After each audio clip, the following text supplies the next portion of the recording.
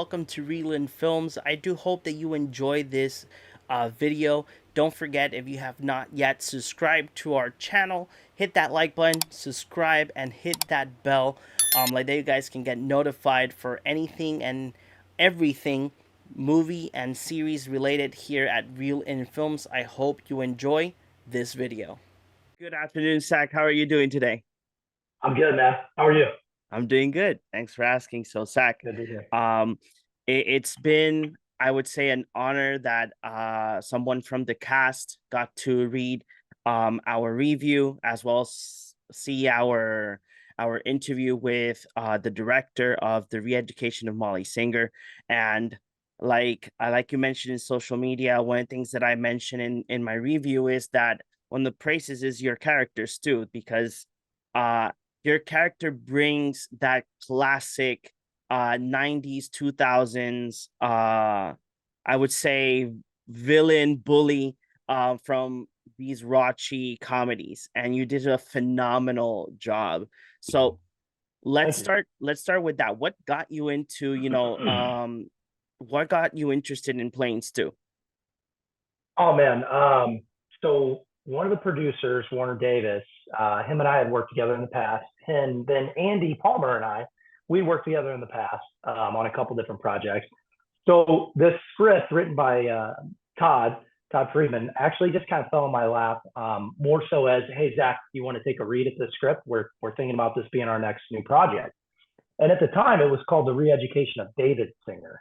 So it was more of a male-driven esque type comedy, which later was changed to The Re-Education of Molly Singer, which I was a massive fan for that. I think that was the best route to go.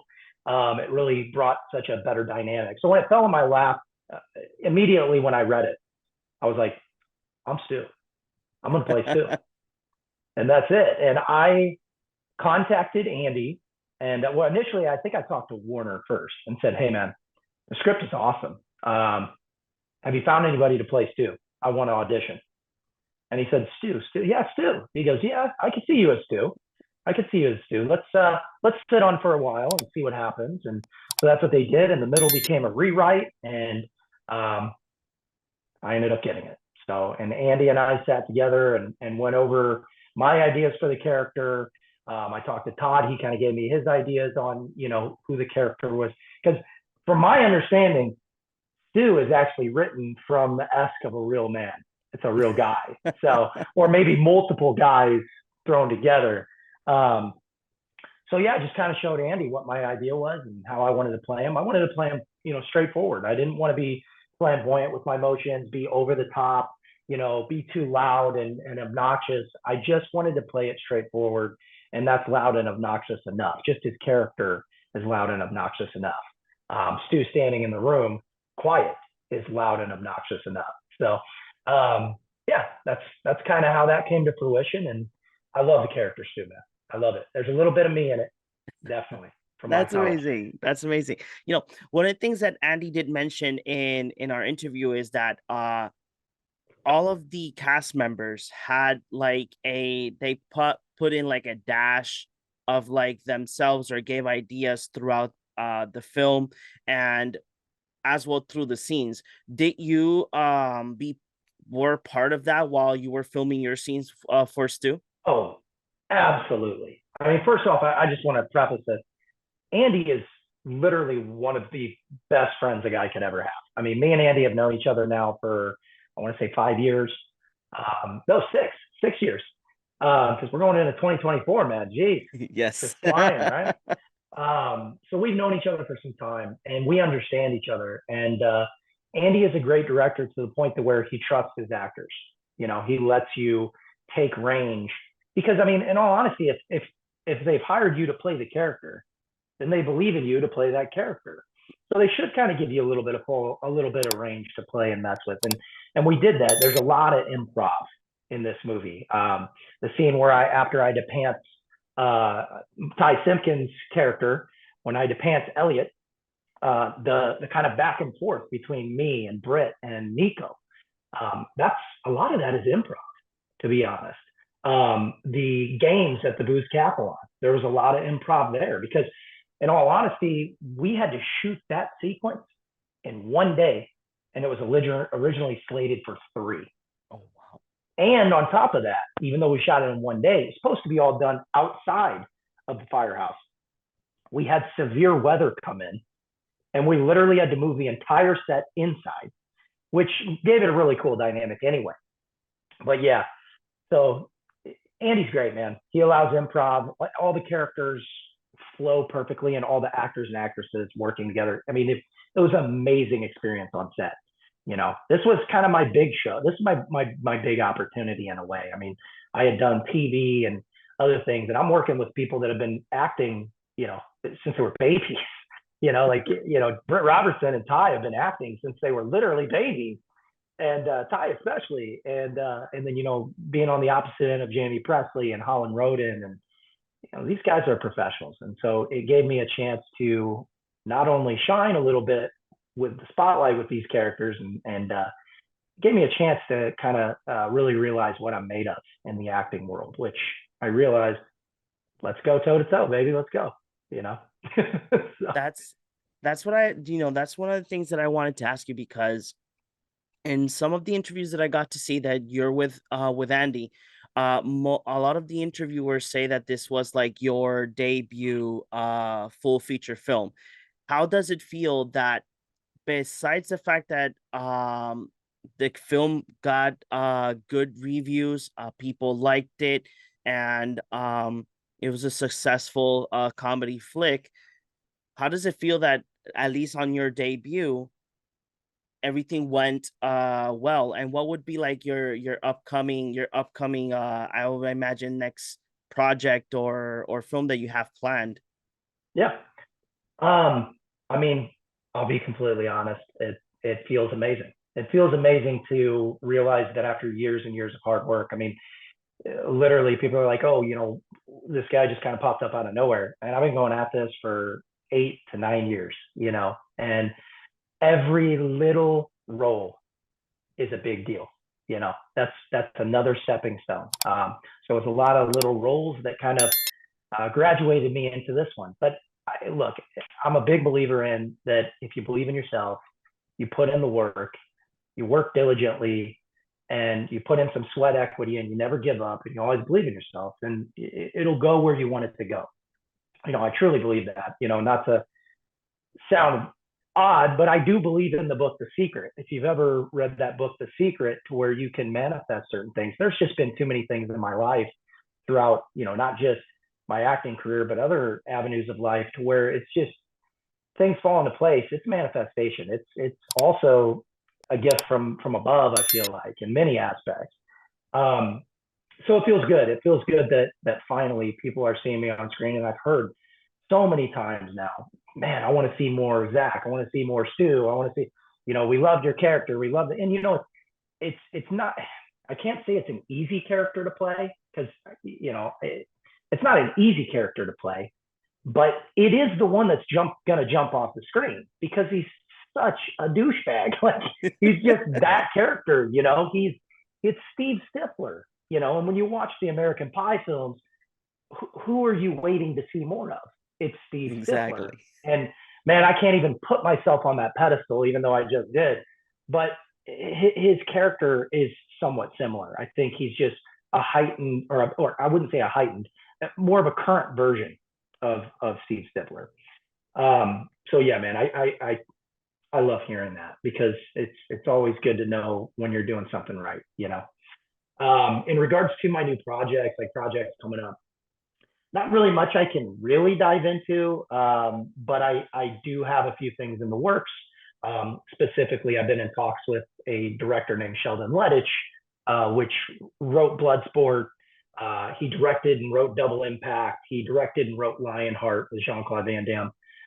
He, I believe, wrote Rambo 3.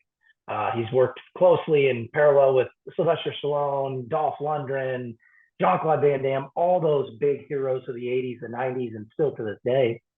And so he called me up one day and said, "Hey, I got a script that you're literally perfect for, to play the lead. And it's an MMA-esque type action drama." And I'm like, "Let's go." I mean, to me, you can't get a better call than that. right? Yeah. So, that's hopeful. But again, in Hollywood, it's nothing set in stone, man. I mean, you can even film an entire movie for 2 months, and then next thing you know, it doesn't come out. Look at Batgirl, for crying out loud. Yeah. I mean, you're talking a multi-mass $1 million project. They just shelved, so nothing set in stone, man. And I'm not going to count my chickens until, something's out there for you guys to see. But there's some things also that I've been working on, maybe in the Molly Singer world that maybe we can get moving too. So that's been in talks. And I also like to write projects as well. So I also am a writer, and so I'm always writing in my free time. So hey, man, this world's your playground. It's limitless right now. So let's just get out and see what happens, right? Exactly. So, Zach, I wanted to know,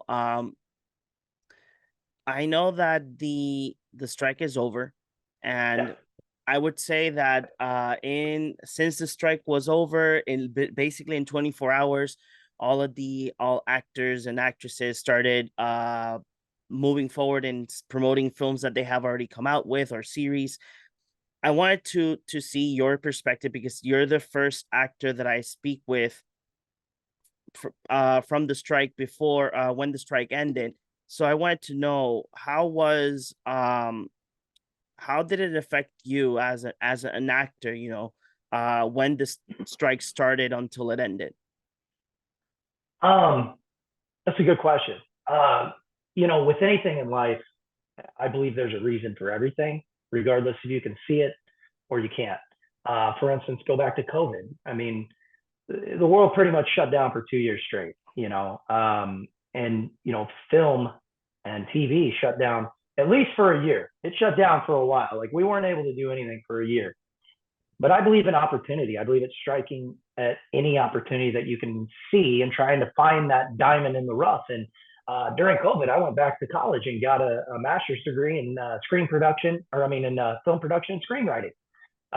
So I think it's finding areas that you can play with to come out on top when it does open back up. So going back to the question about the strike, I dove into writing. Okay. I tried not to let it affect me. I tried not to let it play with my mind. I just tried to focus on what I could control, which is stay in shape, stay ready, stay in the gym, stay reading and acting and practicing, and keep writing. And then, of course, spend time with family, friends, people that really actually mean something in this world. Because even though the career is a big, intricate part of my life, I mean, at the end of the day, if you're setting all this time aside and not spending it with the people that you love, what does it matter? Because, when you're 80 years old, you're not going to, the flash between your eyes when you take your last breath is not just going to be your career. That might be a tiny little increment. The rest is going to be all those memories that you made with the people you love, and the people that have cared for you and stood behind you during those times that you fought for your career, or maybe when you're at the heightened, edge of your career, whatever it is. So I didn't let it affect me. I think it was something that needed to go down. I think it was something that needed to happen. I stood by it. Um, and yeah, but here we are. We're back at it, back on top. People will forget about it, and most people probably already have, and that's it. Just like COVID, it was a small blip, and then here we are. We're back. What would be your, I would say, your favorite, like, classic raunchy comedy film? You did mention American Pie, so I know that I think that would be like the top one for everybody. But is Yeah. there any other film that you like to, like, rewatch any other time when you have free time? I mean, in regards to probably raunchy comedy, Yeah. Animal House. Animal House is like a max Okay. go-to. Um, I'm big into. I love John Belushi, but I also love Chris Farley. I could go into any Chris Farley movie. I mean, that's not really raunchy per se. Man, I would say all those raunchy movies of the '80s, man. Porky's, Animal House. I'm trying to think of some other ones, but of course, American Pie pops in my brain when it goes to any type of raunchy type comedy. I mean, American Pie is right there, you Yeah. know. So, If you could describe the re-education of Molly Singer with one word, what would it be? Man, that is a good question. Nostalgic, Nostalgic? Okay, yeah, nostalgic. I see it. I see it. Yeah, Yeah. yeah. And I would say nostalgic not only from the sense of me being an actor and being able to go back to college, but nostalgic in a sense that the audience gets to go back and rearrange things. I mean, in the past that they want to make better in the future, right? I mean, we that's the $1 million question. Like, how can I go back and fix everything? That's why we love Back to the Future and all those type of films. Like, I think we're literally obsessed with being able to change things in the past. And what does that tell you? I mean, it tells you that there's probably a lot of people out there that would do things differently if they had a second chance, right? They would go back and do it just a tiny bit differently. And I think the best way to live your life is to try not to have those regrets. Try not to think about going back, right? Hmm. Do it today the best that you can with the integrity of yourself involved, and you never have to think about going back, you know? Zach, is there any type of like franchise or film or character that you would like to one day be a part of the project or be that character? Oh, that's a really good question. Um, in regards to franchises, I probably wouldn't say there's like a particular franchise that I would want to be part of, but I'll tell you this. There's a television show called Kingdom that I worked on. It literally got it's an MMA type show. It stars Nick Jonas, Frank Grillo, Jonathan Tucker, Matt Lauria, a couple others. Um, this this TV show literally got my foot in the door. A buddy of mine, Joe Daddy Stevenson, which is basically in his own right an MMA Hall of Famer, UFC Hall of Famer. Um, I came on to do like a small line at a party with Nick Jonas for the show, and me and him started talking a little bit, and I have some MMA background, and I showed him one of my fights, and he's like, "Dude, we got to bring me on the show." And literally he got me on the show, and then next thing you know, I'm Nick Jonas's fight double and MMA double and stunt double, and that got me my SAG card and rolled me in. It got me literally my foot in the door. I can't thank Joe enough for that, thank God. But that TV series did not get enough love. That TV series did not get the accolades and enough attention that it deserved. And if there's anything that I would love to be part of, is revamping the Kingdom world and the Navy Street world, and in either an avenue of a movie or a new TV series, or even picking up where we left off. Um, because honestly, if you haven't seen that, and anybody right now that's watching this that has not seen that, go watch it. You will watch those 3 to 4 seasons within a week. It just sucks you in. And if you're into MMA, it's gonna suck you in even harder. I promise you. But you don't even have to. My wife is not a big MMA fan. She loved that show. So if if I could say, let's start a Navy Street franchise. That's what I'm saying. And I want Okay. to be part of that. I want to be part of that. I want to bring that team back together. So yeah. I gotta say, I did I don't remember until what season I stayed in, but I got to see the Kingdom and I loved it because I think it was because I saw a clip, I think on Facebook, and I asked a friend like, "Hey, do you know what series is this or show or movie?" Oh, Yeah. there's a Kingdom. And I'm like, "Oh, Yeah. okay." And I just looked for it and I just started watching and I was like, "Wow, this is so good." Yeah, and people just it was on the audience channel, which used to be with DirecTV, and it was like the DirecTV's HBO or Cinemax, Yeah. right? But it just didn't get enough love. Like, it just didn't. And it went on Netflix for a while, but it didn't stay there for very long. And then I Mhm. think it went on Peacock, and it may even still be on Peacock. Um, but damn, man, I mean, if that puppy was brought to mainstream, Yeah. wow. I mean, I'm telling you, it did not get enough love. I completely agree. I completely agree. Yeah. Me being somebody that used to follow UFC like day to day, see I was when Ronda Rousey was starting her career. I was already following UFC by that time.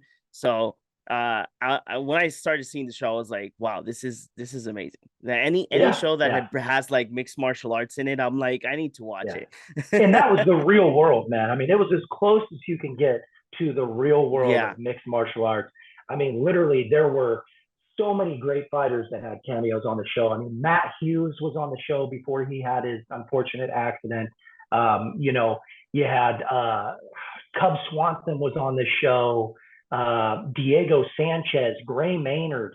I Yeah. mean, we had some bosses on the show, and some guys that are Jamal Pogues, which is he played a fighter on the show. He's in the UFC now. Like he's going to be huge, and people are going to want to go back and find him in the show.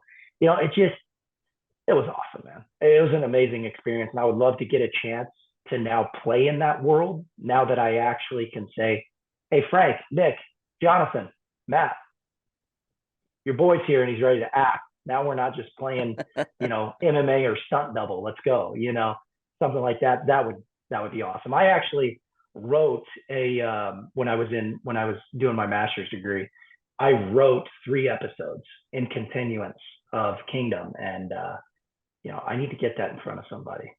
Maybe I can call up one of the producers. That would be amazing. That would be amazing. A comeback of Kingdom, heck yeah. Yeah, I'm man. in. I'm in. I agree.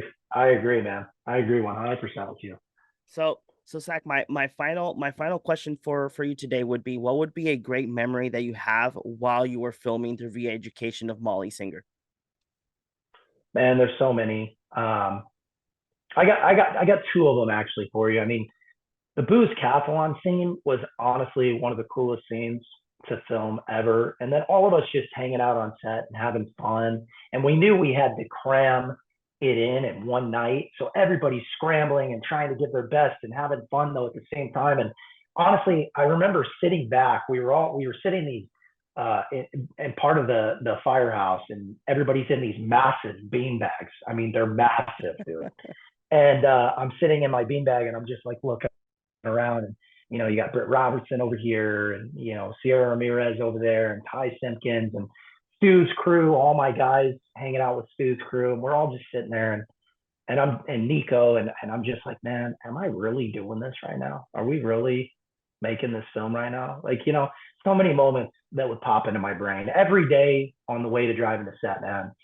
I'm a big, I love listening to like motivational speaking and stuff like that. And listening to The Rock or Mark Wahlberg or Conor McGregor, or Greg Plitt, any of those guys. And I remember always my preparation, I would be listening to that on the way to go into set, and like almost tearing up, because it's like, man, I am at this point in my career where I'm actually living everything that I wanted to live. And even with Stu being, not the biggest role, to me, that was my biggest win in Hollywood. So I'm so grateful for it. So I'd say the memories, spending time with Stu's crew and the rest of the bunch, and just hanging out with Andy and Warner and Todd. That's amazing. So for everybody that's watching us or listening to us, the Re-Education Molly Singer is available on demand. You can rent it as well. Check out Zach. He's been in many things and many shows as well, including probably favorites like Lucifer. And if you haven't seen the Kingdom as well. Zach, thank you very much for giving us the time to talk about the film and your career. And I hope to see you one more time or in the next one. Hey, always in the next one, my friend. Always. But yeah, I mean, Singer will probably be hitting some good streamers here pretty soon. So be on the lookout for that. And hey, maybe we can keep going with this world. Maybe Stu still survives. Maybe he gets out of jail. Maybe, who knows? That would be You know, amazing. possibilities are endless, my friend. Always. Exactly. I completely So agree. Thank you very much, Zach. And all of you that are seeing us, we'll see you in the next one.